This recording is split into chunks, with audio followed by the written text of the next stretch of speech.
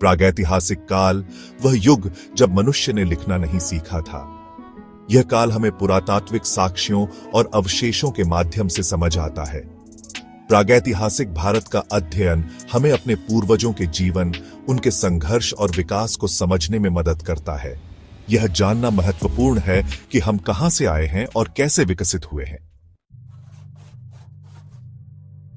पाषाण युग में मनुष्य पत्थरों के औजारों पर निर्भर था। यह युग लगभग 2.6 मिलियन वर्षों तक चला। इसे 3 भागों में बांटा गया है: पुरापाषाण, मध्यपाषाण और नवपाषाण। पुरापाषाण काल में मानव शिकार और भोजन संग्रहण द्वारा जीविका चलाता था। वे गुफाओं में रहते थे और पत्थर के हथियार और औजार बनाते थे। भीमबेटका की गुफाएं, मध्य प्रदेश, इस काल के जीवन के बारे में जानकारी प्रदान करती हैं। मध्यपाषाण युग लगभग 10,000 से 8,000 ईसा पूर्व संक्रमण का काल था। इस दौरान जलवायु परिवर्तन हुए और मानव ने अपने आप को बदलते परिवेश के अनुकूल बनाया। वे पत्थर के छोटे उपकरण, जिन्हें माइक्रोलिथ कहा जाता है, का उपयोग करने लगे।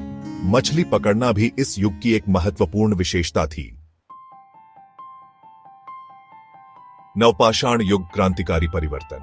नवपाषाण युग लगभग 7,000 ईसा पूर्व मानव इतिहास में एक महत्वपूर्ण मोड़ था। इस दौरान कृषि का विकास हुआ और मानव ने एक स्थान पर बस कर रहना सीखा। घर बनाए जाने लगे और पहिए का आविष्कार हुआ। मेहरगढ़, बलूचिस्तान, बुर्जहोम, कश्मीर और चिरांद, बिहार इस युग के प्रमुख स्थल हैं।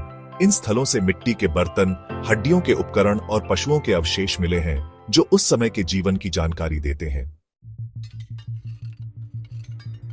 निष्कर्ष: नींव प्राचीन भारत की। प्रागैतिहासिक काल भारतीय इतिहास की नींव है। इस युग में मानव ने प्रकृति को समझा और उसके साथ सामंजस्य बिठाना सीखा। यह विकास धीरे धीरे हुआ और आगे चलकर सिंधु घाटी सभ्यता जैसी उन्नत सभ्यताओं का मार्ग प्रशस्त किया।